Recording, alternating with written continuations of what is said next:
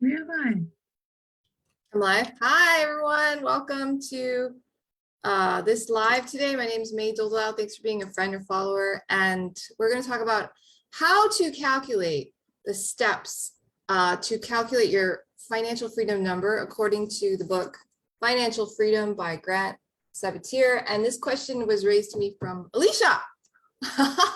She didn't understand how to calculate the number last week's live when I did a summary of this book. So today we're just going to talk about how to calculate the number and the different tools that he has in the book so that you can calculate your own numbers and get whatever tools you need. So just a little bit about myself. I live in Waikiki with my husband Jamel and our 9-year-old son Jordan.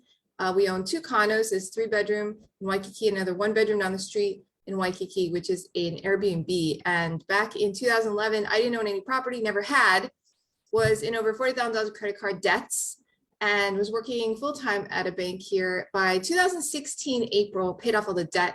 And December 23rd, 2016, I quit my job. That was my last day. And from then on, I was a full-time mother, which is what I really wanted to do, and a part-time coach, financial freedom coach, internet marketer. So you can check out my blog. The link is below this live. YesFinanciallyFree.com. On the right side, you can put in your first name and email address, and you can get my free ebook, Working Parents Guide to Financial Freedom, sent directly to your inbox. So check it out, check out the blog. There's a replay of this on my blog, as well as more details as we go through today's live. I'm going to put them in the blog. So Alicia, why don't you introduce yourself to everybody? Okay, I'm Alicia Schrader here in Houston, Texas, and a social media marketer and piano teacher, voice teacher, and I've been working with May for years and helping me through the transition with the divorce and relocation case, and now into Houston and finding freedom and lots of new ways. So it's exciting to be on the journey with me.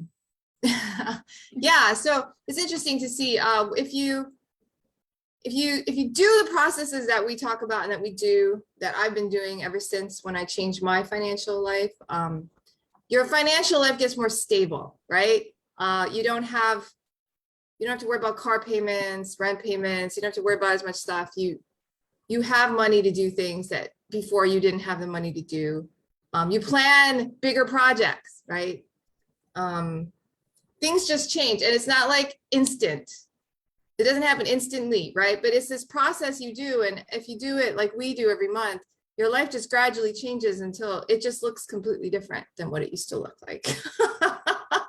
So just a heads up. And I know Alicia was saying that her boyfriend likes that I dance on Facebook. He thinks it's inspiring, right? So I just want to let you know that it's all about having fun and enjoying your life. That's really the whole point of my goal for financial freedom. My goal was to be a mom, yeah?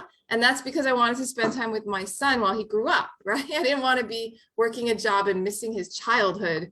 To me, that would have been like a tragedy, right? One of those Greek Roman tragedies or something. But so anyway, I changed my life so I could be a mom. And so that's what I do. So after I'm doing this live, I'm going to be eating breakfast with him, taking him to school, right? And then I'm going to go work out.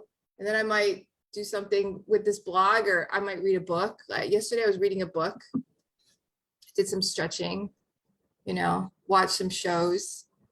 I mean, that's way different from working at a bank, so full time. So just wanted to let you guys know that it's about enjoying your life, really, having more free time for yourself and doing what makes you happy. So today, let's get right into it. So in this book, he talks about a financial freedom number and how to calculate it. And last time I showed Alicia the formula in the book, and she's like, I don't get it. So let's go do it again, okay? We're gonna do some more stuff that he has, okay?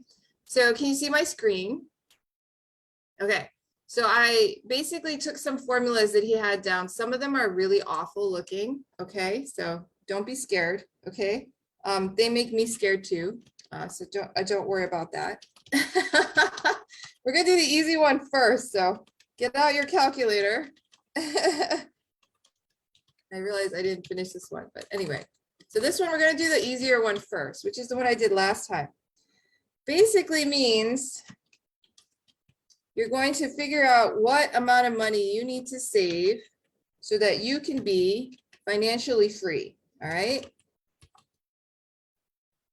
So let's do it together. Okay, so the formula is withdrawal rate percentage. That means how much you can withdraw from your money every year.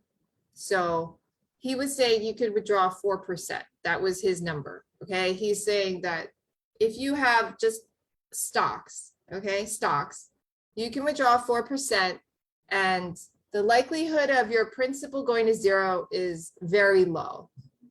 Okay, like 99 point whatever percent. So you're probably gonna still have the money in forever, basically, until you die. So he says 4% is a good number for withdrawal. Now, if you go lower, that's even better, right? But 4% is the maximum. You have to have some number. That's the one we're figuring out. What is your number? Okay, so we already know the 4%. He gave us that. You want to know what your number is, equals your expected annual expenses. So how much do you think you're going to spend during the year? Okay, so for him, in his example, he says he's going to spend $117,500 a year. So that's pretty good, right? You could live off that, I think, anywhere in the United States, even in Hawaii. You could live off that, okay? So you wouldn't be rich in Hawaii, but you could definitely live off it. So that's his number for annual. Now you can change it, right? So he does that. So you can figure that out yourself. How much money do you need to live for a year? And then the withdrawal rate, he already has it at 4%. So how do you do that? The next step, and this is algebra. So you have to figure out what the number is. So how do you do it? You have to change the formula. You take your number and you move the 4% to the other side. This is what they taught me in school. Take the 4%, move it to the other side so number is by itself, and then you'll know what the number is, right? So if you have 0.04 times a number, how can you move it to the other side? Well, if you divide this side by 0.04, you can get rid of the 0.04, right? Right? Because if you multiply something and then divide it, you get the same number, right? 4 times 5 is 20, divided by 4 is 5, right? So if you want to get rid of the number on one side, if you're multiplying, you got to divide it out. Okay? So we have to divide, and this is what he doesn't put in his book, but I remember learning this in school, and a lot of us don't remember school because we're all adults and we're just like, what, school? I have like amnesia. So anyway, we want to get rid of the 0.04, right? So how do you do it? You have to, it's being multiplied, so you have to divide it out, okay? But you cannot do that to one side and not do it to the other. Otherwise, it's not this, it doesn't equal itself. So as long as you do the same thing to each side, it's okay. Does this ring a bell? Do you understand what I'm doing? And you don't have to lie. I want you to tell the truth. I actually want to understand, Day. So I want you to tell me the truth. Do you understand what I'm saying? Yeah, I'm following it. Okay, good. So in order to remove this number, this 0.04, and we want to get number by itself, right? So basically we want to have number equals something, right?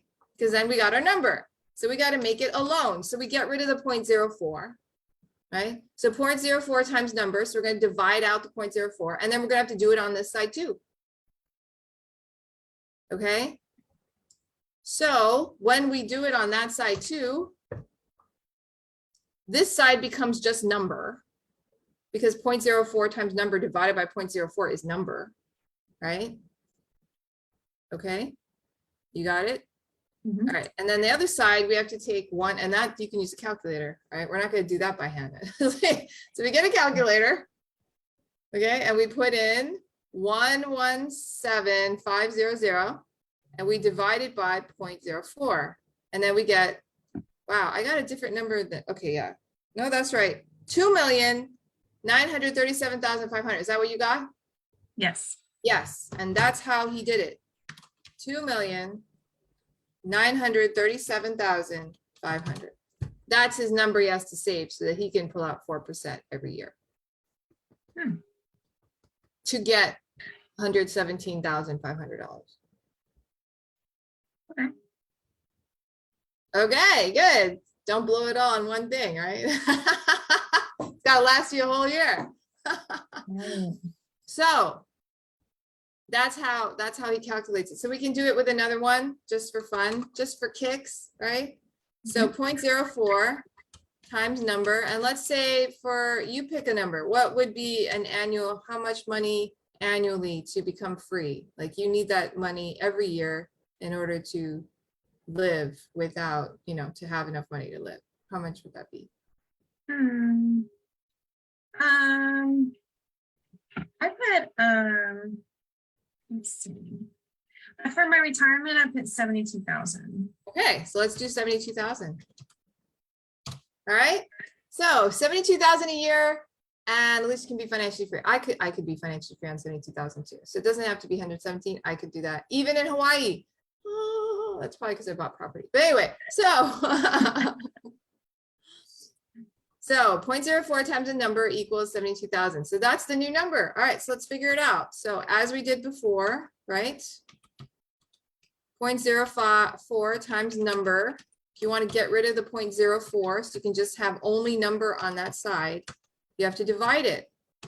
Same thing on the other side, 72,000. You got to divide it by 0.04, and then you're going to get whatever the number is by itself to equal. And what do you get? 1,800,000. Okay, let me see if I get that divided by 0.04, and I get 1,800,000. Exactly. Okay, so 1,800,000. Yeah. Okay, so that's your number that you have to save up, and then you can retire. Yeah. All right. So let's say you have an even smaller number. I used to get a salary of 35,000 a year, and I lived off that fine. Okay, so let's do that one, right? I used to make 34,000 a year at the bank. That was my salary, and I lived just fine. So we're gonna do 0.04, and I was in Hawaii, people. So at the beach a lot. I did go to the beach a lot, even though I was working. I didn't have a kid in the beginning. It was just me. When you're single, it's a lot different. And by the way, in this book, I think he's single. He sounds like he's single. He sounds very single. So I don't know if he's single now, but when he wrote the book or when he did his whole thing, it seems like he was single. So when you're single, you can live on a lot less money. You don't have to take care of your children, and you don't have to worry about, soccer and daily lessons and whatever else they're doing. So yes, it's a lot, Okay. So the single people out there, you, right? Okay. So you take that. What's your number then? So 34,000. So check it out. 850,000. You don't even need $1 million, guys. 850,000. So save up 850,000 and you can be financially free. Okay, now these numbers might seem... Question is like, where do you put all this money? Are they in life insurance? Or are they in... No, not life insurance. No. Are they in savings accounts? That's like, you put the money this much money according in to retirement funds. Yeah. So he's saying to put all your money in stocks. Index funds, not in one stock. Okay, index funds. Index fund, all that money. Yeah, all of it. Yeah. So you're putting it on stock, or you could do it in bonds too. He has a. I think he has something in here. Your financial freedom number in those stocks or bonds. Basically, it's all stocks. Basically, you say you're financially free. Yeah, you have to have it all in stock. Take out that 4% every year. Yep. Index funds, stocks. Trying to find out. I think he has he had a table somewhere where it said if you do a certain percent in stocks and a certain percent in bonds, you'd have a different percent success rate. Let me see if I can find that one. But he also talks about how to save it, like, all right, I have the steps right here. Okay.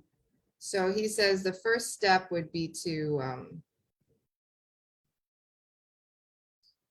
separate long-term and short-term investing goals. Okay, well that's okay. So he's saying, you know, save, you want to save for a car, do that separately. It doesn't go here, right? If you want to save for something short-term, like an emergency fund, doesn't go here. It's a different account. This is strictly long-term investing, okay? Step 2 is figure out how much money you have to invest. So you figure out how much you have to. Step 3, determine your target asset allocation. So that means, do you want all stocks? Do you want bonds? And well, how do you want to do it? So he says the further away you are from retirement, the more stocks you should have. So you should do maybe 100% stocks, 0% bonds, or 90% stocks, 10% bonds, okay, if you're younger, all right? The closer you are to retirement and the sooner you need to live off your investment, the greater your bond allocation should be. So he says it should be like 70%, 30%, like 70% stocks, 30% bonds, or 60% stocks, 40% bonds, or even 60%, 40% bonds, or I think he wrote that wrong because he wrote the same thing flipped over, but I think he means or 40% stocks, 60% bonds. I think, I'm not sure, but. And then he has like a chart on page 221 where he has how many years to retirement and how much he thinks you should have in bonds and how much he thinks you should have in cash. So basically, he says you should be 100% in stocks until you're 35 years old. I guess that's old enough to be ready for retirement. At 35, he thinks you should have 70% stocks, 20% bonds, 10% cash. Oh, so he has cash too in here. And then if you're, well, actually he has a lot of different options. Okay, so basically at different ages, he has different options. Oh my God. Okay. So when you're 20, all the options are, you should have everything in stocks, basically. When you're 20, he's like, everything should be in stocks. But when you get to 35, he's like, well, you have options depending on how many years to hit your number. If you're 35, you want to retire at 40, then you should be 70% stocks, 20% bonds, 10% cash. If you have 10 years to retire, then you should be 80% stocks, 20% bonds, 0% cash. If you're 35 and you have 15 years to retire, then 80% bonds, 80% stocks, 20%. Basically, he's saying you should have 80% stocks and 20% bonds, unless you're retiring in 5 years. So he has this like table. If you're 40 years old, let's skip to 45 because that's closer to my age. We're just going to skip to 45. He says if you're 45 and you want to retire in 5 years, you should have 60% stocks, 30% bonds, 10% cash. And if you're going to retire in 10 years, 70% stocks, 20% bonds, 10% cash. So this is what he's saying. So he has these asset allocations. He's got a lot of different ones. Okay. So he's like, pick your asset allocation. And then I think I lost my steps.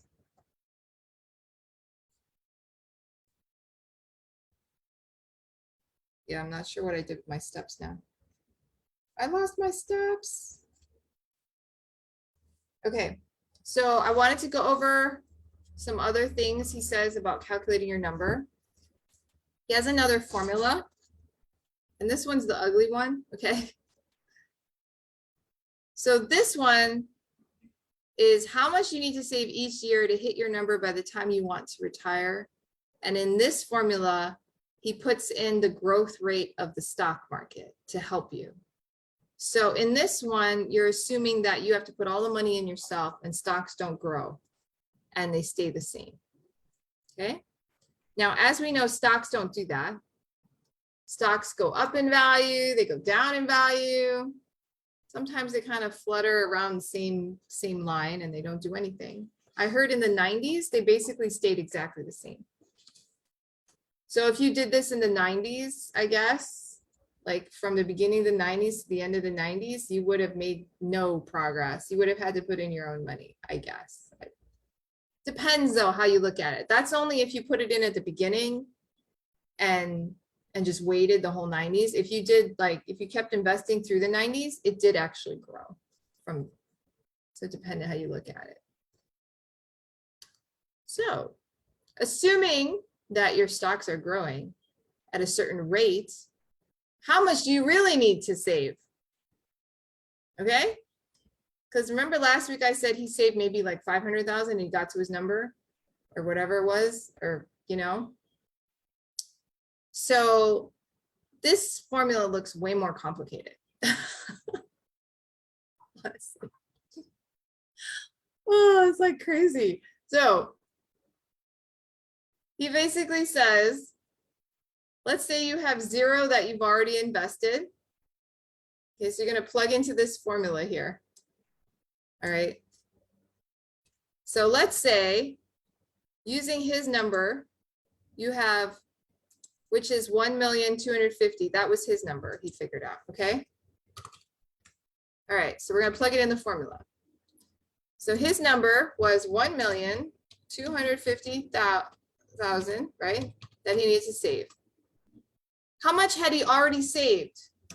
0. Okay.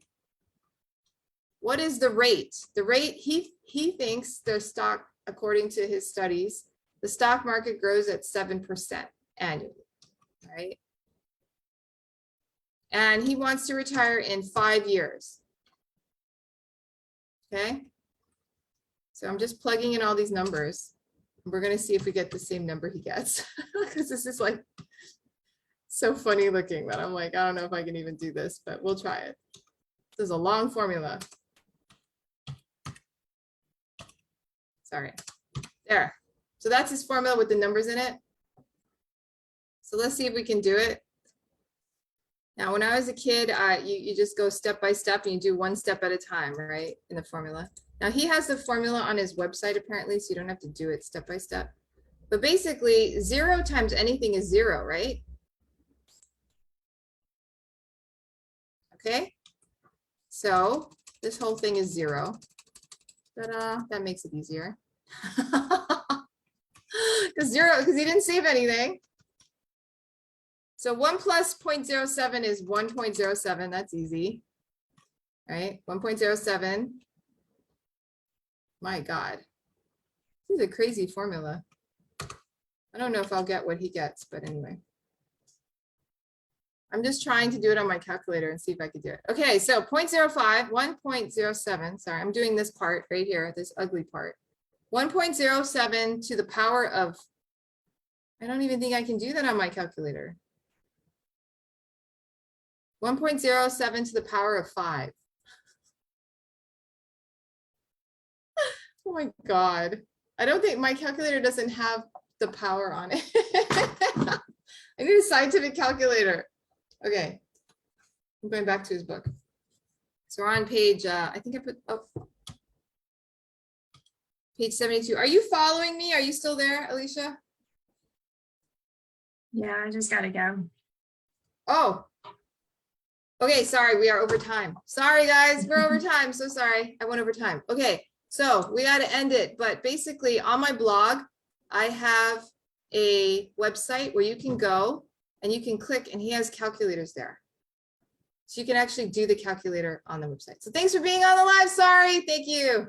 Bye. Sorry, I went over time. Bye. Hope it helped. Bye.